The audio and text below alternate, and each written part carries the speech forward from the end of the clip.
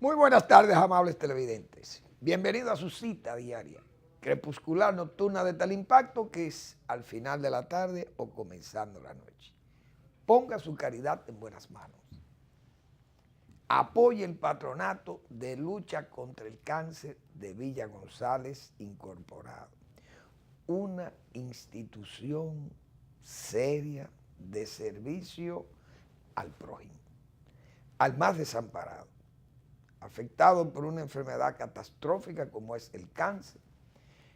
No hay familia, aún con recursos económicos, incluso inconmensurables, se le afecta, no solo anímicamente, el propio bolsillo de la familia se afecta, porque entonces usted busca una alternativa, una opción más costosa, más especializada, y entonces tienen que salir probablemente del país. Eso es terrible. Imagínense en familias humildísimas cómo es las necesidades de servicios médicos para una familia humildísima, atrapada en la ruralidad y en la pobreza extrema.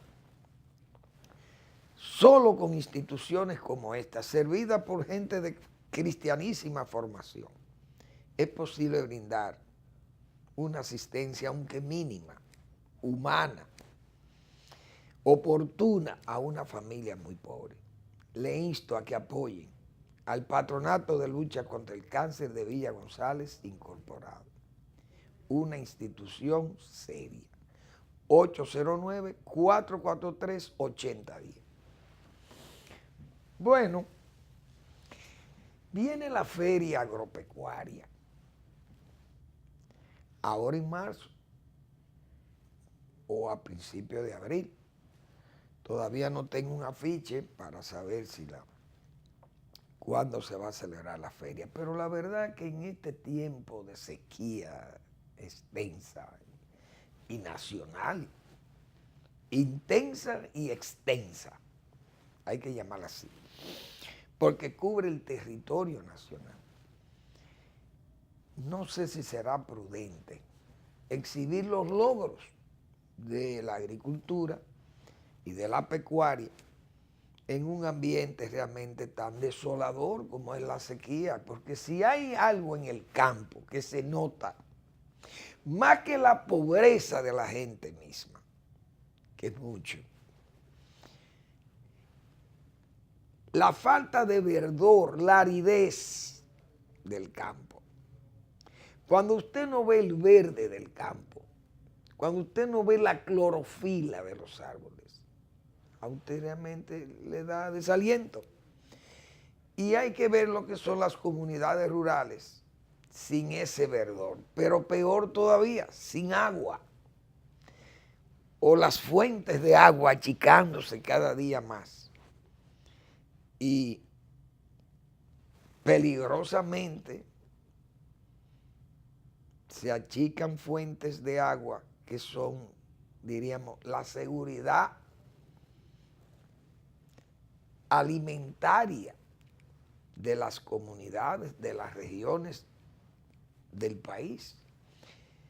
No sé si, repito, si será prudente, si habrá el ancho ánimo en los expositores para realmente hacer un acto, como han sido siempre las ferias agropecuarias, actos muy vistosos, muy bonitos, y además es, diríamos, el evento más importante en el año del sector agropecuario.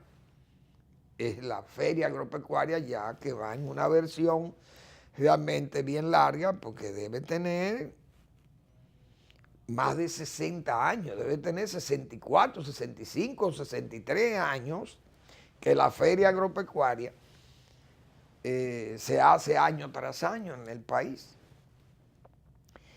Y repito, un evento como ese tan importante, uno no quisiera que se obviara, pero yo no sé si estas son razones realmente de peso, como se dice, para que por lo menos o se traslade de fecha o no se haga este año, como una forma de, diríamos, no de resarcir, pero sí de no exponer a la tristeza a algunos productores que no van a poder venir, otros que no van a estar con ánimo de exponer sus logros o sus fracasos en esta vez de muchos que van a ser afectados o han sido afectados por esta prolongada sequía que amenaza todavía más no solo ya la producción agropecuaria misma, sino las poblaciones, la población nacional y toda su estructura productiva. Aunque hay cosechas, como se ha señalado con el arroz, que es verdad, ya el arroz de primavera, que es la cosecha más importante, viene la etapa de recolección ahora, es una buena cosecha, la misma sequía ya al final le favorece al grano. Bueno, y esa producción que puede ser de 7 u 8 millones de quintales de arroz serían suficientes para cubrir todo el año, aunque generalmente los déficits de arroz se presentan en el primer trimestre del siguiente año. Es cuando realmente se siente la crisis arrocera, si es que estuviéramos en crisis. Pero el país recibe o importa 20.000 toneladas en promedio de arroz por año y cada año se incrementan 500 toneladas más por el acuerdo de libre comercio con los Estados Unidos, que es un arroz que viene libre de aranceles. El que viene por la OMC paga un 20% o tiene también unos sobreprecios de protección al productor. Pero el asunto es que hay suficiente arroz, por lo menos arroz, que es un cultivo básico porque es un cultivo político inclusive. Y más que el año que viene estamos en elecciones. Y eso también hay que tomar en cuenta lo que es los déficits de alimentos o las pérdidas en los productores nacionales teniendo un evento electoral tan cercano. El gobierno tiene que estar atento a esas cosas. Bueno, anoche se celebró un acto que es la premiación al arte dominicano. Y bueno, los artistas estaban encantados, unos más felices que otros, por lo menos los premiados. Pero hay detalles que yo pude observar. Primero, el acto, ¿dónde se hizo? En la Sala Regia del Teatro Nacional, la Sala Eduardo Brito. Y uno ve el Teatro Nacional. ¿Dónde se podía haber montado ese evento en el país? En ningún sitio. Solo ahí podía montarse ese evento, cómo se montan esos eventos y cómo se montó el de anoche, con una buena organización y una buena parafernalia, como se dice. ¿Por qué? Porque ese edificio, hecho en tiempos de el faraón Balaguer, y ahí tengo que volver con Balaguer, la gente dice Manuel Fermín es un fanático de Balaguer. No, yo no soy un fanático de Balaguer. Yo soy un fanático de la razón, de la verdad, de la realidad. Y donde está la verdad, no se puede ocultar esa verdad.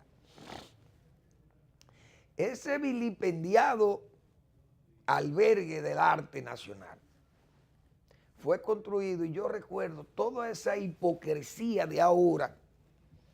Cuando se hizo eso eran los jardines de Babilonia. Hoy entonces esos mismos críticos van a disfrutar de ese espacio. Porque repito, en el único sitio que se podía montar ese evento como se montó fue ahí. Primero porque si usted quiere hacer una alfombra roja de recepción para los artistas y los invitados especiales, etcétera, etcétera, se necesita tener un frente, un espacio adecuado, ese lo tiene. Parqueo adecuado, toda la seguridad, la belleza y la comodidad para alojar el evento. Entonces, eso es lo primero que yo entiendo que había que destacar del soberano, según mi punto de vista. Ahora, ¿qué se premió ayer?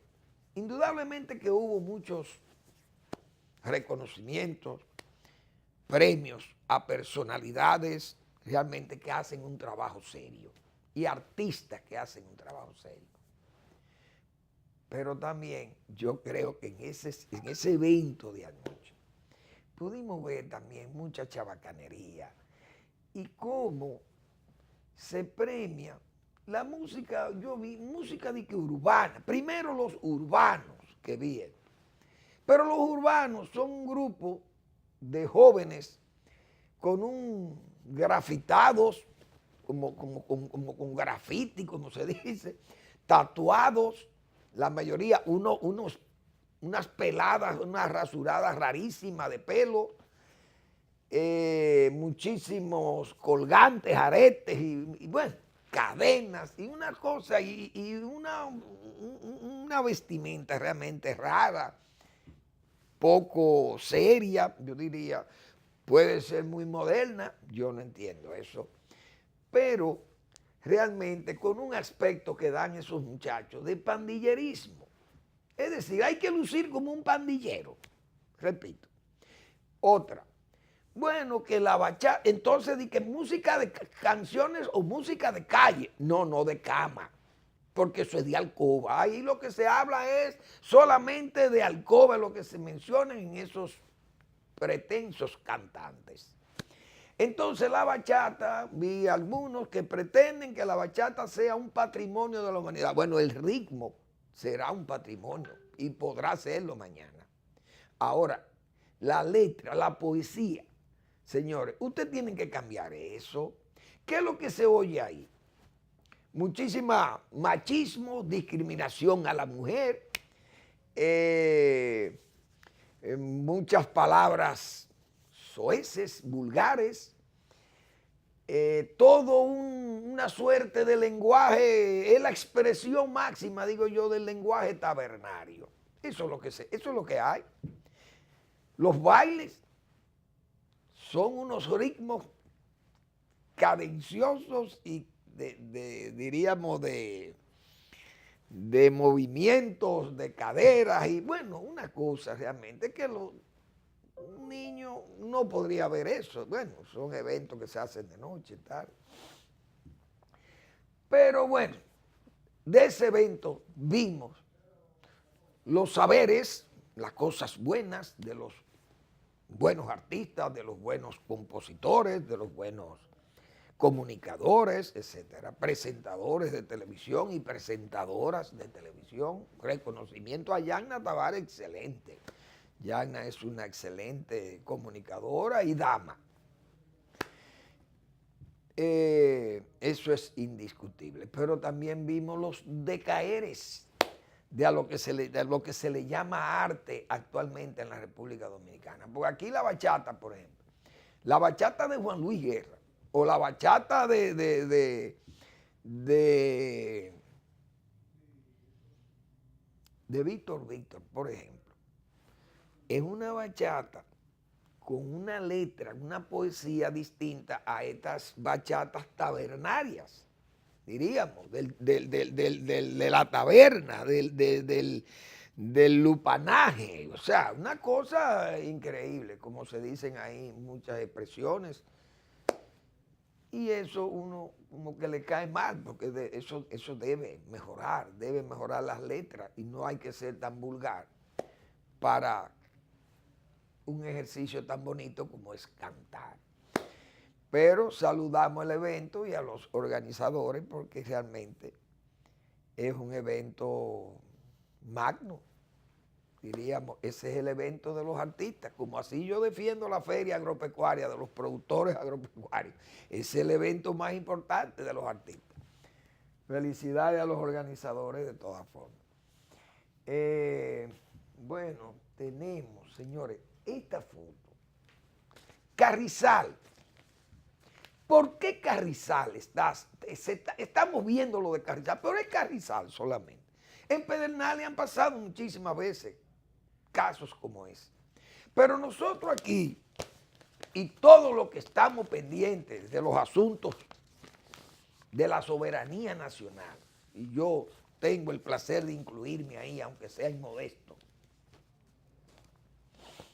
hemos señalado de esa pérdida de territorio, de esa invasión, de esa connivencia, de aquí hay empresas dominicanas y bancos dominicanos que apoyan gestiones a esas comunidades haitianas en territorio dominicano.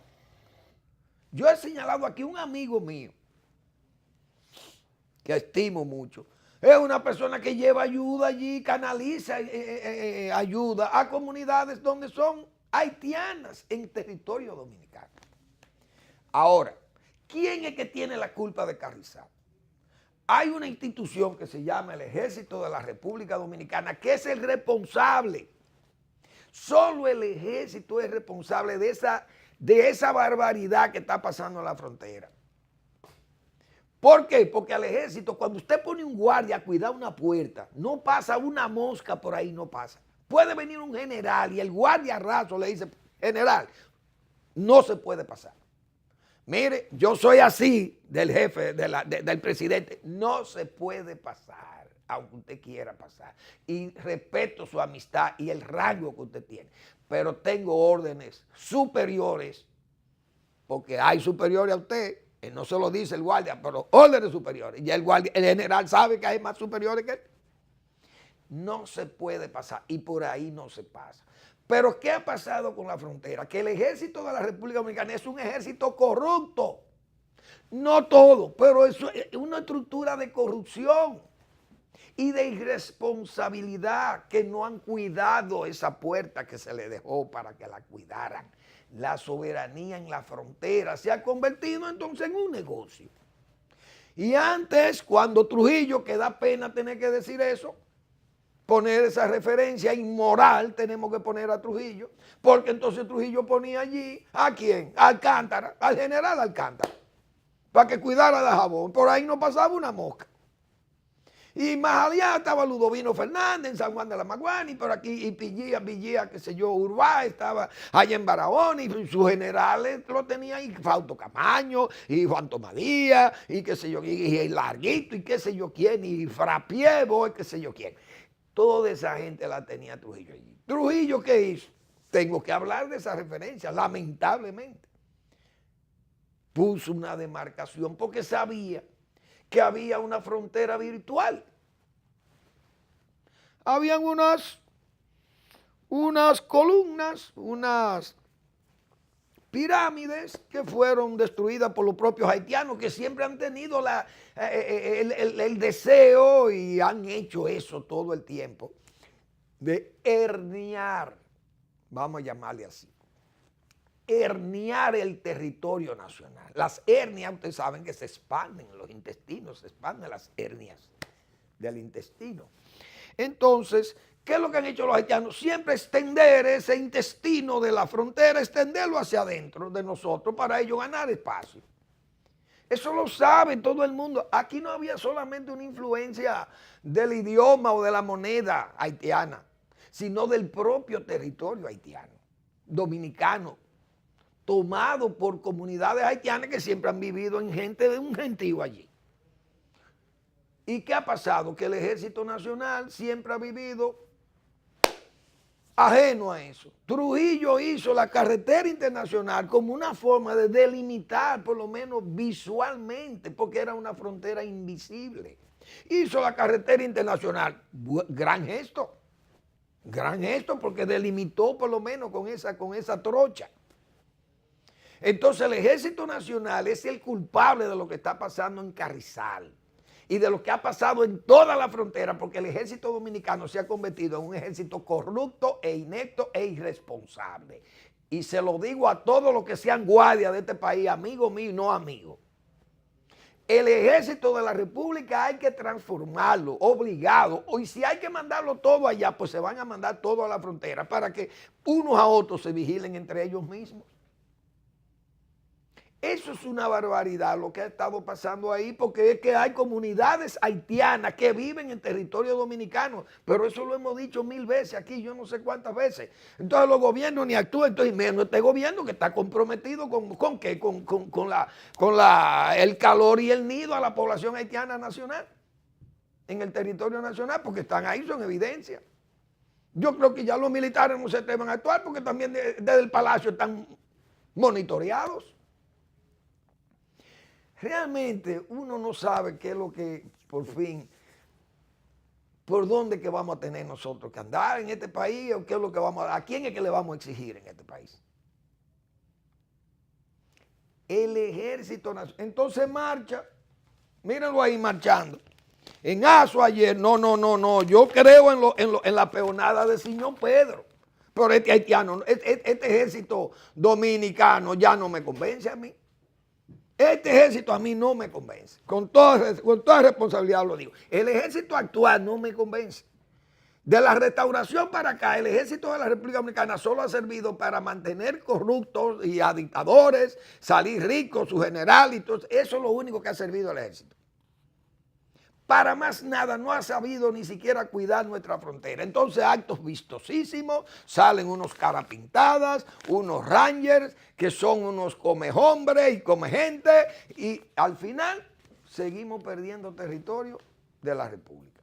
Y seguimos en lo mismo. Solo el ejército de Simón Pedro, repito, esa peonada y los andulleros de Santiago, con Mella reorganizando las fuerzas con las cuales enfrentamos a los haitianos en el 1844 y en el 49 y en todas las épocas de la guerra de independencia. Y en la restauración, toda esa, diríamos, esa masa rural, harapientos, descalzos, pero cargado de amor por su país, que salió a luchar y a defender verdaderamente el país. Ese es el único ejército que yo creo en la República Dominicana, que creí en ese, pero después el ejército no ha servido más que para apuntalar dictadores y para hacer ricos muchos militares que al final no son auditados. Ya la pueden quitar la foto, ya pueden mover eso. Al final no son auditados. Salen ricos de la frontera, salen ricos del hambre, de la miseria de la frontera, salen ricos. Porque nadie lo arquea. ¿Qué militar sale de aquí y lo arquean? ¿Cuánto usted tenía cuando llegó a la Guardia? 0, -0. Salen súper ricos los generales y nadie le dice nada y nadie dice nada y todo queda bien y ese guardia se va para su casa y a disfrutar porque él se sacrificó por la patria. ¿Cuál patria? ¿Cuál fue el sacrificio? Perder la soberanía, perder el territorio. Hacer como el avestruz. ¿Qué es lo que han hecho? Negocios en la frontera, lamentablemente. Eso es lo único que hemos tenido. Muchos negocios en la frontera. Una verdadera desgracia nacional. Eso es lo único que hemos tenido allí. Bueno, vimos, hay que saludar los gestos, diríamos, de organización de un partido político.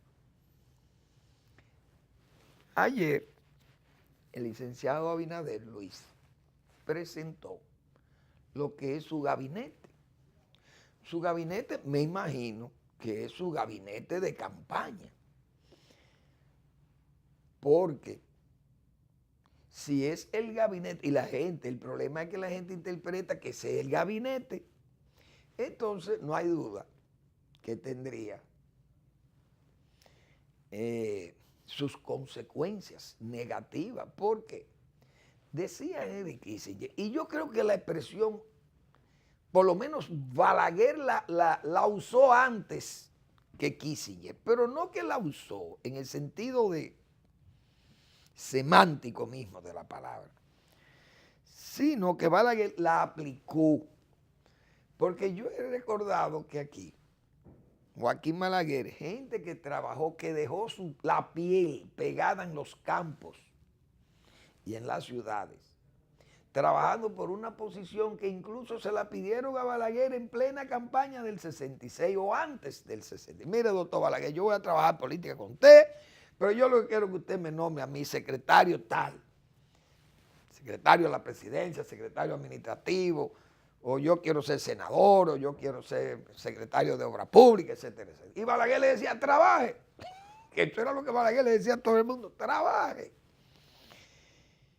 Pero se ganó el poder y Balaguer lo primero que hizo fue nombrar gente que no habían tenido participación en la calle.